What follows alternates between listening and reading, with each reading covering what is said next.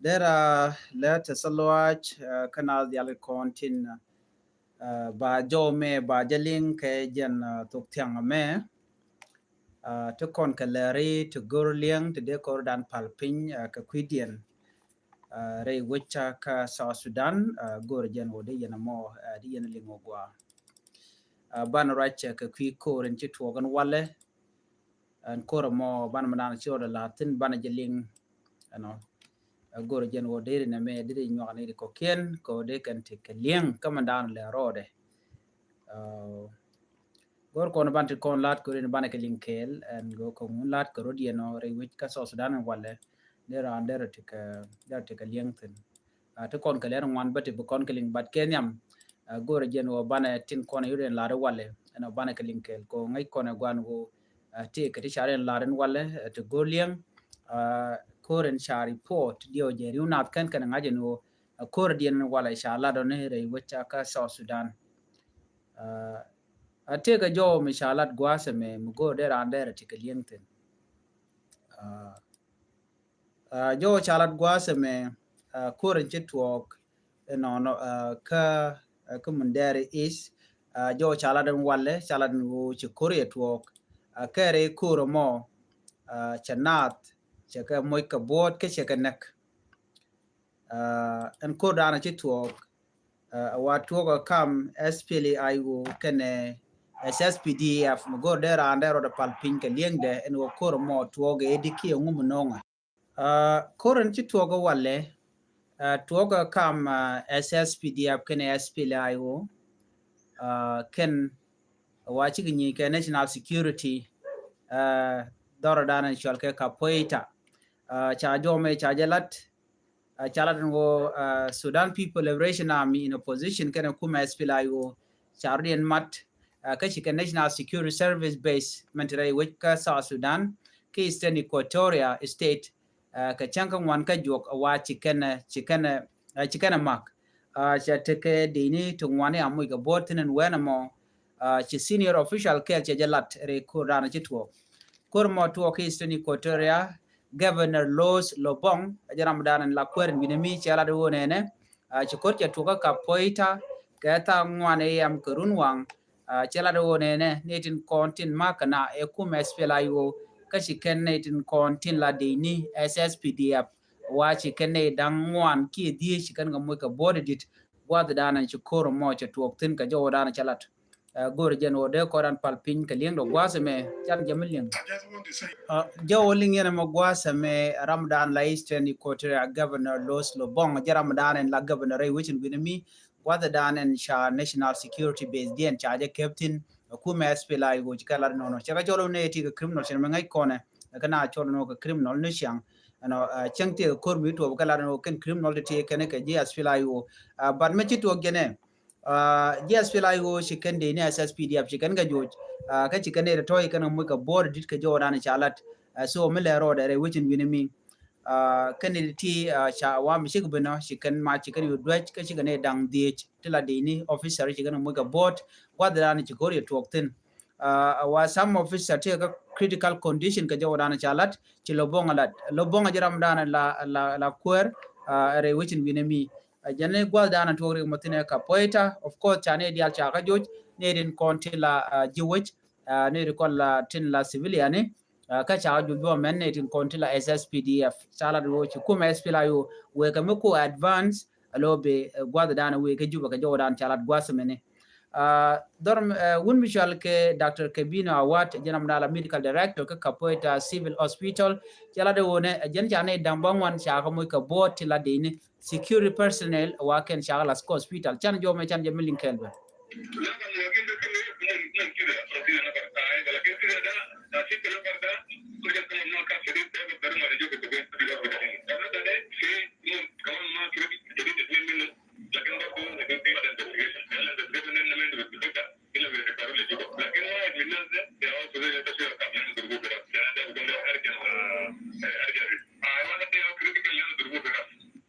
kaman chalat gwasa me wun mishala juma Justin Kapoeta executive director chala do ne sha tak chetwoki shana shaka mak ajene chane dambakal tila officer cha mu ka board ka hospital ajene teram chiliwore gwada dana chiriya ka mo cha toktin name agenda na shora larin walle re wichin mi gwada dan ko ya toktin ka jen mandan sholat ka jo chalat gwasme ji civil society kene manana chi tok kene violation of 2018 peace agreement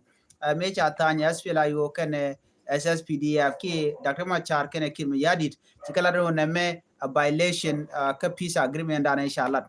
ka president men Machar release kuma spela yo spokesperson Lampol Gabriel chala ro nene agene force dien chikene national security service basement ka poeta chikana maketa ngwan la 4 am ka chanka ngwan kene chikene dang die chiken kanak ala 5 personal chiken connect la dini din dang die chiken kanak ka din en kola din SSPDF ka chikene damba ngwan chiken ngamoy ka board bat kume kan la note ne kene chanak bani de kontra la dini SPLA yo chikala no chikene dang die chiken kanak kene dang bangwan ya moy ka board kijimi ka jodana chalat mishira me be ngai kondial no korte tin ray wichin winami wa ne kontin la dini SPLA yo kene nas la ne konin tikel ka wudi shalka me Thomas Serilo wa charian mat chiken SSPDF ke national security ken dial chiken ka joj gwad dan tiketin cha jo me cha jala di nona wa do badan joy ka ke man chala ku mes pela yo wa ne ti la kan ka kep ko bom no ka wa doy ken ko la civilian wa jen do badan chi chiro la no chi ku mes pela yo chiken a jugo no ne gwan wo shine ko la civilian chiken de jal ko ta mo kor jatin kam ku mes pela yo ken ku mandan en right kirma yadi cha jo me cha jala de ken ti mugur kono bana lat gwaseme ke 1991 cha ngaje no ne ki dareng ma char chi ka ga kene John Garnde Mabir ngumi ga kene no bana writing ka bana right book mandan en cha ga dareng ma char kene kirma yadi de no ko ngut lat korodian malareng ma chala ga kana yo ne ka ngune bana ke linga jelere me ka jo charat gwaseme wa ku memorai ke Regmachar ki Dr. Regmachar mega kene medan waring machar gore je mutual ke self determination ko de gore Southern Sudan shima Sudan ka wuri shalga me John Garnde Mabir wa man gore no ba wul Sudan ke liu ba jerwach no mo jen dobe dana shi rek charor lar ke je lo chi kare linga je so rek ideology ka ajenan taye dana tana ka je kir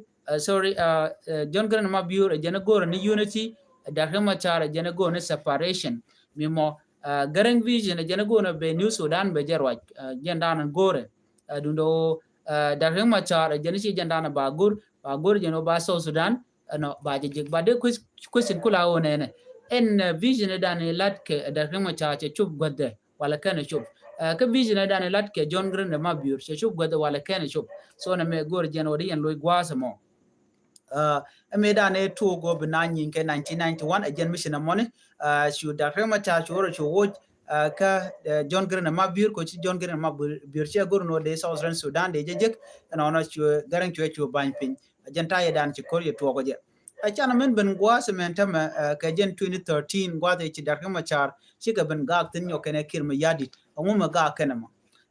Dr. Machar jena ne jena kirma yadi che dop che jabai dobe dan ne cha South Sudan cha de gor ge jeno ba de je ka ba independent ba je che wen bro de chung ala kwer ko tama jin kirma yadi chuche jago jen che billet no kwalke kwagre which ko cha let cha infrastructure cha let ka cha re let dul wall anything mo dong de na kula nang niam me de kula nyu de no chi South Sudan chi independent che je ke chi na chu ke gore ajana cha de kirma yadi che kir jogo no en bro de chung gore win mi bit ka democracy mi bne di albuga to ga lor ko wi ba jelat so on gwada mo chu kirma yadi no chu kore tok ka chu chak Dr. Machar no Dr. Machar che ku che jelat me na ne ter kene jene kire jo garing Machar no jin chiro do bichung ala kwer no jene shi akul ne me che gurna be body gan Dr. Machar be ke kebre wich ka juba an wena mo ka maj mi chwa dwech ka gwada chal ke nyakron culture center men tie ken ko jen gwada ante base de ni tetin no an gwada mo ko de ndigen ka loka gwada me tie ke jen dor chal ke jam juba gwada mo ne chu ko yo twok chu Dr. Machar chu chagan wo re Machar gore ku ka tele ku mo gore Machar Jureng Macharo do chuoj ko logo jeno bu korba wonyam na me chai jiga kor cha jiga no na me shi ku bat kir me yadi logo no logonu which by election ba je la national election ba de kon kula tijin wona ne national election cha je la dol kan lat kana ko lat ko tele pere kire sia gorno te ka mal me de lat sia gorno te election me de lat la national election ajen mala kori la ka le de jen sia chuon ko benwari bakanak adne dial kon chung kel ke dakre machar ramu lanwar no ki rami mo meti kwire machar la ja gorno be ja ham ki be ja nak ja tai dan ko le to ko ja de kon ko tijin wona ne kire ka ja gwan wo cha national election cha de lat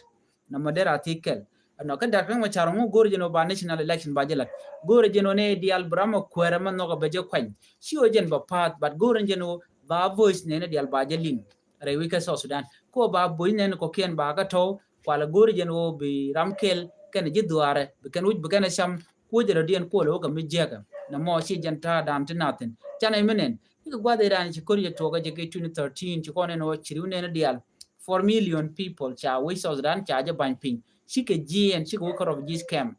changna refugee camp kan IDP camp kan go de ko ne natin ngu o chikir me yadit che gor no te national election me de lat che gor no te ram mo de mu ga de je bar go no ro da kar wa de ramadan de do de je so aken ten content charin la de je ka kir me yadit me cha gu je no de queen kwade la ke 2015 cho kir me yadit cho je lok ajen ku ina nen wo be 2013 ba kor be je to ka je na mekel nyok chana ngaje no ka jen 2018 cha peace agreement me cha je tan ko de election de jalat to ala no be te me chal ke transitional government o bena balib e kum lim ne jan ameni mi cha ko in kwar cha jalat ramadan la kwer ndana ba kula kwan den ba wujbe je kula nyoko murol je gwa kel mo jan do be dana cha ngwan yala ke je bat ken kir mi yadit kan je gurun wona me be je la let shuguro be je interab nyok cire ngai korante mo to dial che ka yaran kir tel mu gwa mele rode wodi o kir che gorno take national election mi balat we ka South Sudan the same thing e cha kon lat Dr. John Garang ma biur che gorno take South Sudan mi baje and mindset me ka jang mindset mi chodolot mindset mi telger la rano an ma ka be je lo la dunda ke be je tet che gor dong de ne dia de kan anim goran modere man no der ja kwan na mo chi ko cha de cholo no jin kwar mi gwa so man ban ngai gwa de me 1991 major talk chong rek ma char ko ba South Sudan ba je but instead chi korea to Cambian ka shu kui dia chu ga te ka liam chi tok tin chirem loin ka jang chirem loin ka nuare na mo chu to ka 1991 anyok NB ne da ne goring ma chare chu anyok ka mi ba je blat ka 2002 me shi ka ba mat ka 2005 chu CPA chu ajelat la comprehensive fees agreement me ku wuri chal ga me John Grang ma biole luk chu le bolo liya ni chu nong no to ba nyomalat ke je so me cha batanya CPA ajen ku independent ku jele nonge ke 2011 me kare ma char kana san determination kana ja apply kana vision mo kana jala let tele me de lar wana te en wala no te mi chala South Sudan je ke je ko wo jireng ma char je mi chal ke self determination je jela jen ndano kwa wi kwa le je so vision wudu mi chal me John Grang ma biur kana kon pa chu me na wala acheng na me lar ke jeno ye father of the nation kwa la ne jabang ramadan chile long ering ma charting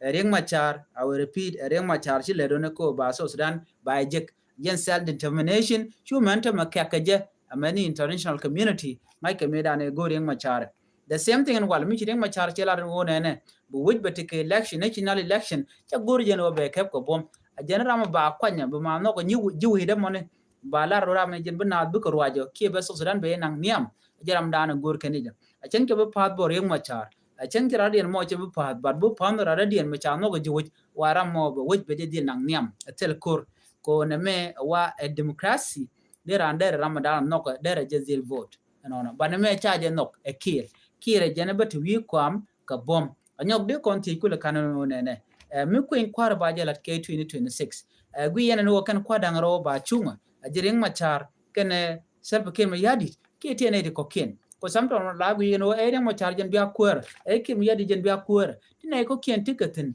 ti bine ken te burudin chungbo lode ken wujbo de kan rajbo mi chiran chajo nok ki chine ga chiko ngwan na mo medetin okay ring ma charge gurjen obe wujbo je rwaje jen gono wuja ate ke democracy ate ke free and fair election ba ngaje no chroda madwi mondo dien anoko chabia dictator country ba rwane je ka bom ba je rwaj no ke tok ka do me gwa den bo ba ya chulat but kir chama china mo che nok ajena to akate ka power ti ka manam te wuri chal ka me museven te ka power ka che jen ka power jen do bdana ko apply so ajena dan user ring ma charba ko be je gorno bdare je yen no rock te dial wide ring ma cha chere ti jela ring ma cha te ring ma chalat kir pone jeram dan bum wide ko che gorno de ji South Sudan de kan te kamal de kan kwer nokkan de kan kwany achengi ring ma charbo rada di ende le la kwer ring ma char cha duang men point de kir mi jadi de cha duang but South Sudanese te kan ka chonko de kan kwer nokkan de kan kwany so jo me gore jeno de lari lab jawanan wo bearing ma char be je compare ken me dan show de la jen kamde ken John Gang de mabur ko be on bone kamde ken kir mi yadi ngum show de la ngum no kire ke ngum nok da ring ma char den bi ku jeno amen di ende gwayo bi chu ngaje no kir mi yadi chero kiruni chop kedi katala development raywich changa kel no tele job creation mashalat tele agriculture mashalat kula riang ne jen petroleum de wi kula lat keje ajen chama mo no mo jene ne tin kon la foreigner tin kon chigi Uganda ko be ben ko landung South Sudan be kan nuer kula ben ko nuer kan la jogro montama ko nuer jene ne jene me le mi shoro lot ci kon be man me don ka kir mi yadi ne en gor je wuj be cham so yen roda tugdun chwa ka chwa jugno me le mo me je na mo der kulo gwa no chede gwa na mo so right now chana wi ka gwa den beben election dung nantin constitutional keji Uganda baje la dio je ke 2026 okay wala ya 2026 no ke election South Sudan baje la ke 2026 ngaje je gwa no wona ne election dung Uganda betika kor to brodian latin ngayen go bobi wanya tama chaja law ko jen banyok barod nyoko chung la kwer museven jatin ga kuje mi wun mi sha doang te rundial jen chung roda bo jatin bo chung roda kuje mi jen kana security nike chicken bo wan chicken no dere campaign der jalla le which ka Uganda do la bon dien mi chi to